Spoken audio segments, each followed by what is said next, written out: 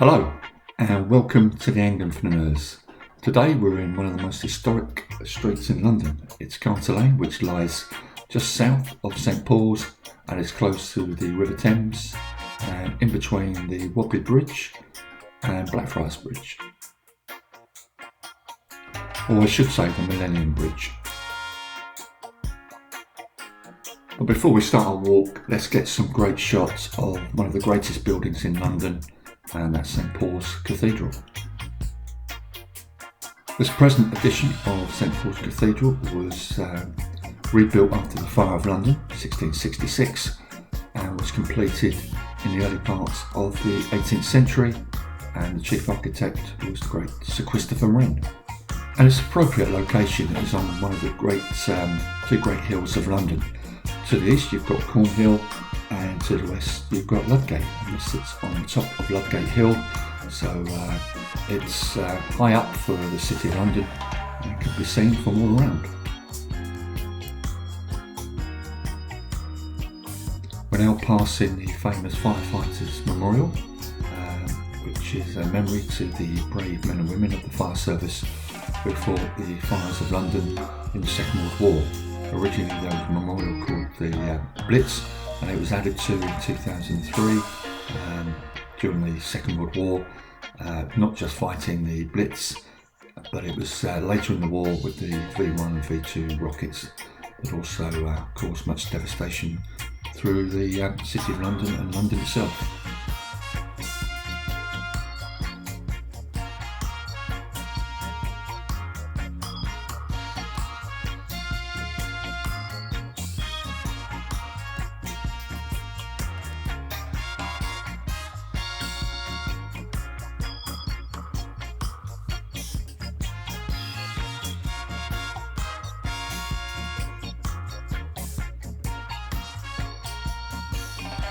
The first mention of Carter Lane is made in Harbin's Dictionary of London in 1295. Also, some centuries later, there is a mention of Great and Little Carter's Lane, though they have now disappeared, along with Shoemaker's Lane, I think during the mid-19th century, when the lane itself just became solely Carter Lane.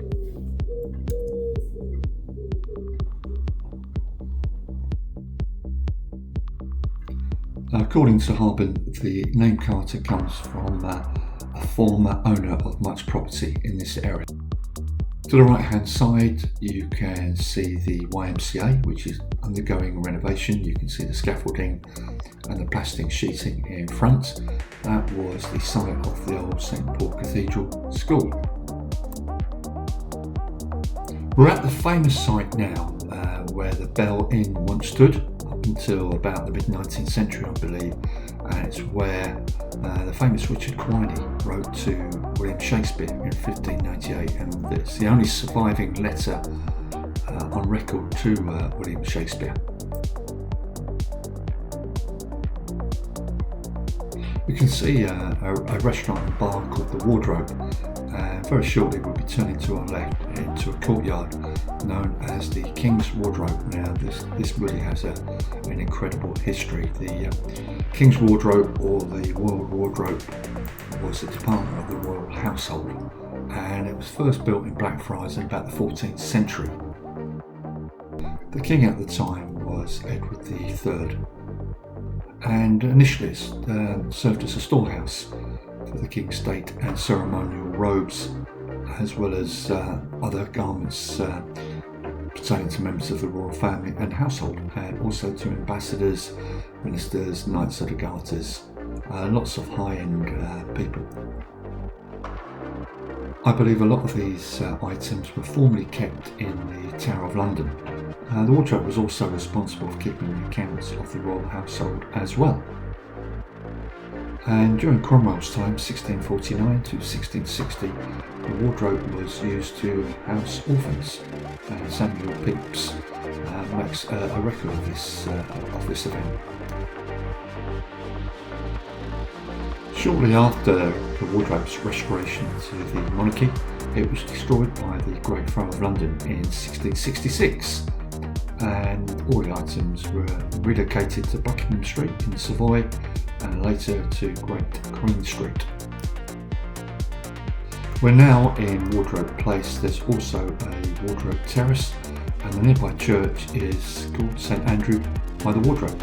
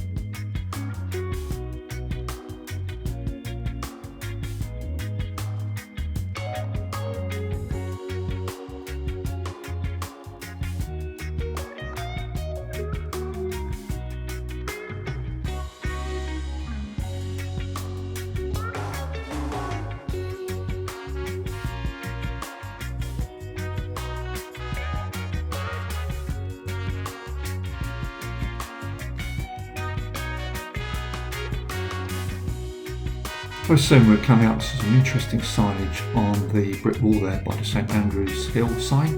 FP on the left stands for fire plug, according to a document on the Essex Fire Brigade website. Apparently in the early days of the fire service there were many underground water pipes made out of wood, and firemen would dig down to the water main and bore a small circular hole into the pipe to obtain a supply of water to fight the fire. When finished, they would put the wooden plug into the hole and leave an empty plate on a nearby wall to alert future firefighters that a water main with a plug already existed. St Andrews Hill will take us in the direction of Queen Victoria Street and past a couple of famous pubs, one in particular.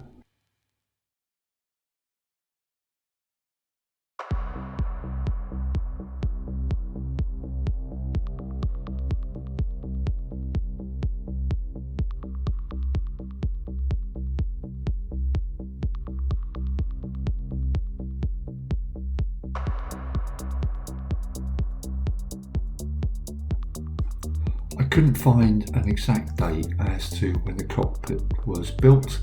There are estimates that it was the early parts of the 19th century, but as it says on the label, it is what it is. It is, or was, a cockpit where you could, until 1835, watch male chickens fight to the death, and of course there was heavy betting on the outcome of these fights.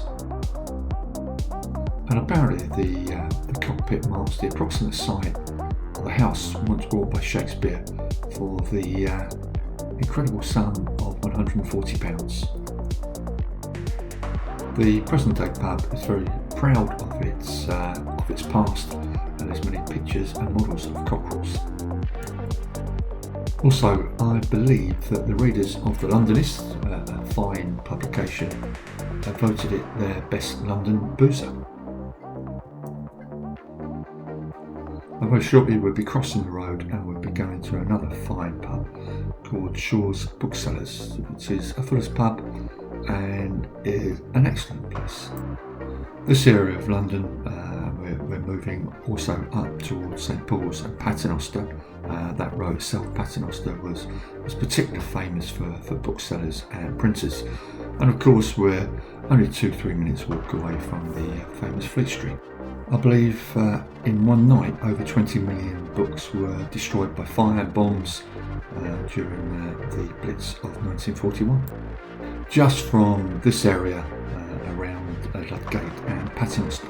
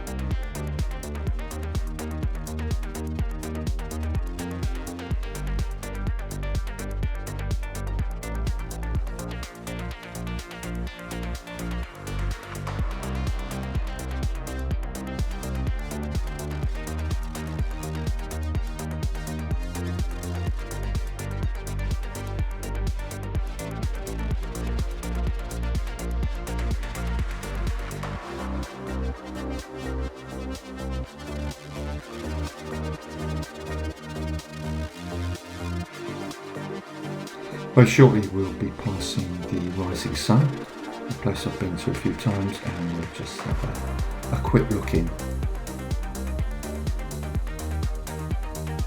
But we won't stop. I'm actually doing this filming during my lunch break at work, back in the city for 2 days a week, and I'll be doing a series of these films, filming famous streets over the course of the next few weeks.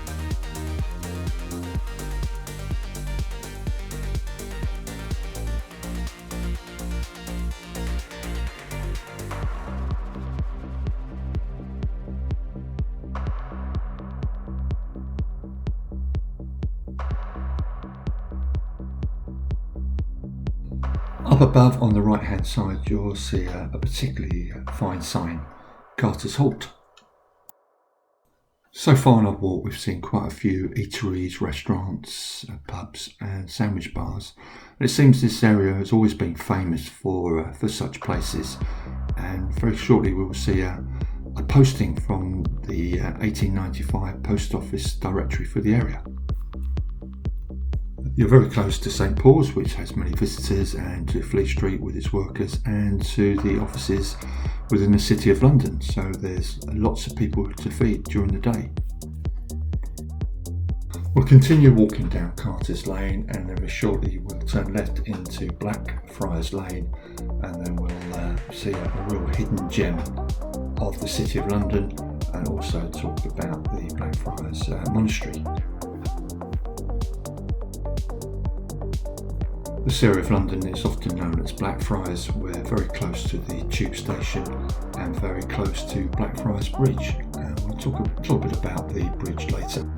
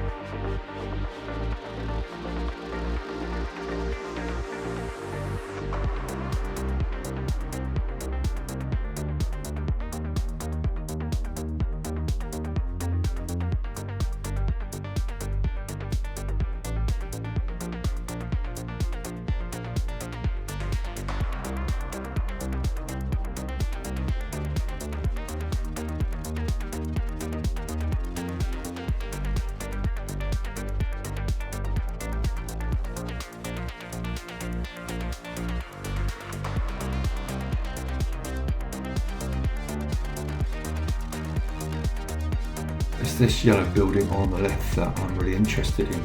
The building on the right's not too bad either, it's a fine pizzeria, but in all seriousness, on the left we can see Apothecary Hall.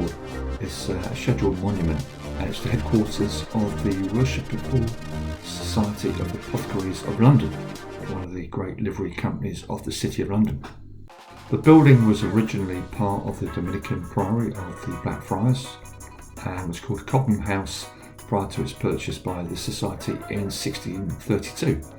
The original building was destroyed by the Great Fire of London in 1666 and has been significantly rebuilt, though there are still elements of the 13th century building. We've just had a quick glance at one Blackfriars, which has been called the Vase.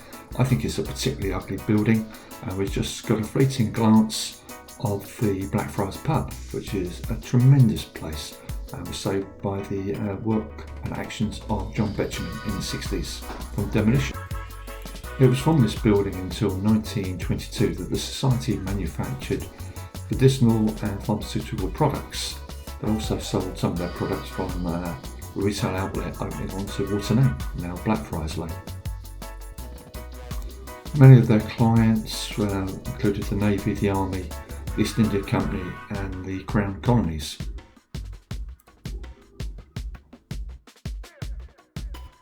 I really think this building is one of the hidden gems of London. If you don't know the area, it might not always be the easiest place to find, but if you can, it's really well worth a visit. And of course you can have an extremely good pizza at the building just across the road.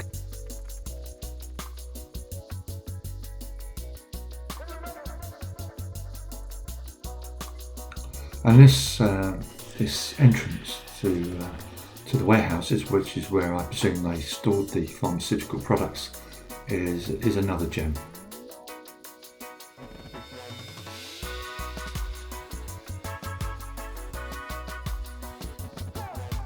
Blackfriars Bridge was built in 1769 using funds generated from rents on the houses and shops of London Bridge. The original bridge soon developed structural problems. I think the foundations weren't particularly great and necessitated a new bridge being built 100 or so years. And if you walk over Blackfriars today, you can see the support columns of the original bridge. In 1864, the London Chatham and Dover Railway Company opened Blackfriars Station on Ludgate Hill. They moved to their present site by the river in 1886. And since that time we've seen lots of improvements and alterations. And we look at them at the mainline station today. It was redeveloped about a decade or so ago, and it now has mainline platforms that stretch the full width of the Thames with an imposing glass-fronted ticket hall. We're now entering the churchyard of the great Dominican Priory at Blackfriars.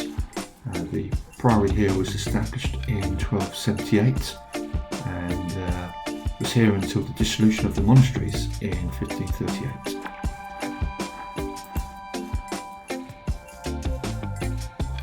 The churchyard here was for the parish of St Anne's Blackfriars and was closed for burials in 1849.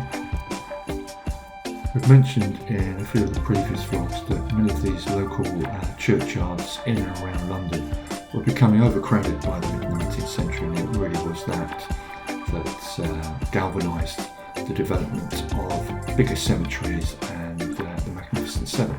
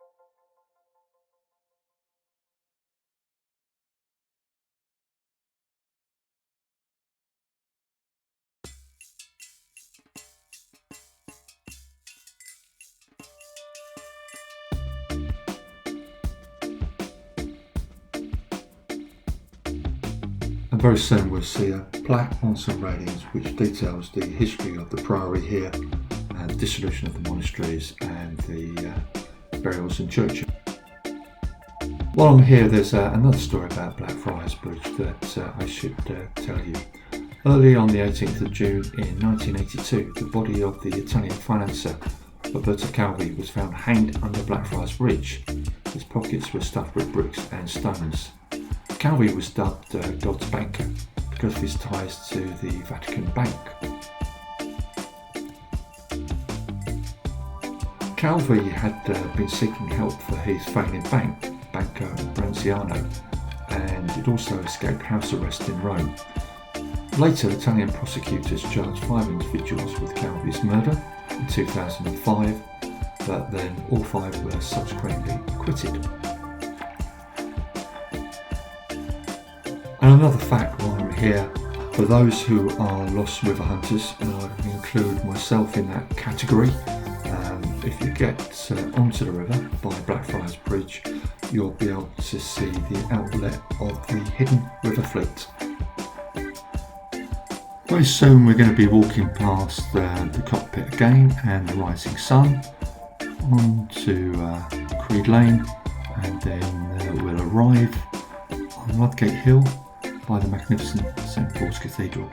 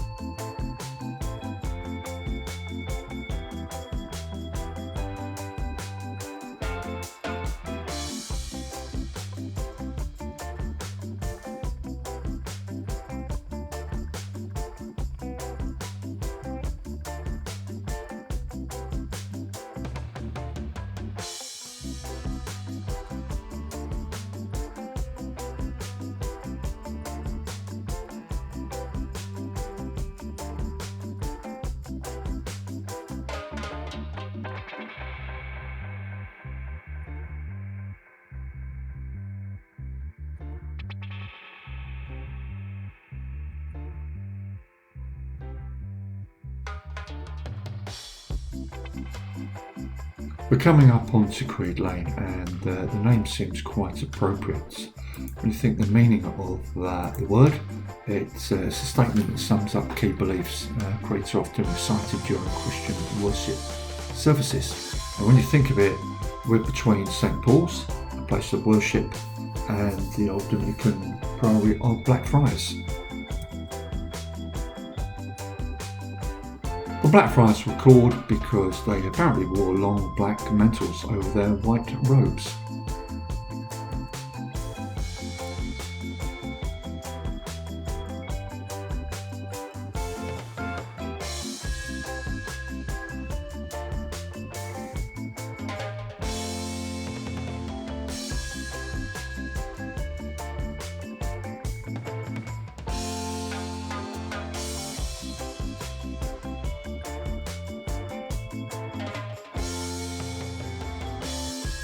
We can now see the iconic Sports Direct shop on Ludgate Hill, and very soon we'll see views of St Paul's.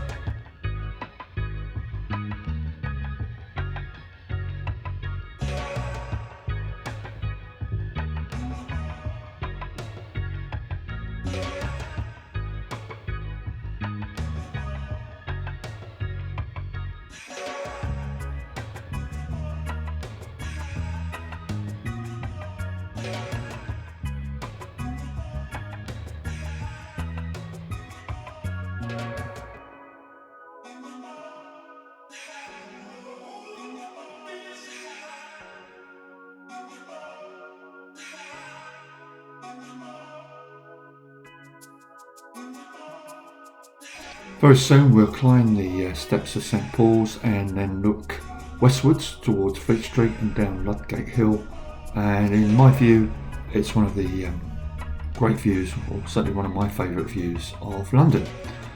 So that's it from the Anglian Flaneurs. I hope you've enjoyed this street walk down Carter Lane and surrounding areas, and we'll be doing this more regularly over the next few weeks.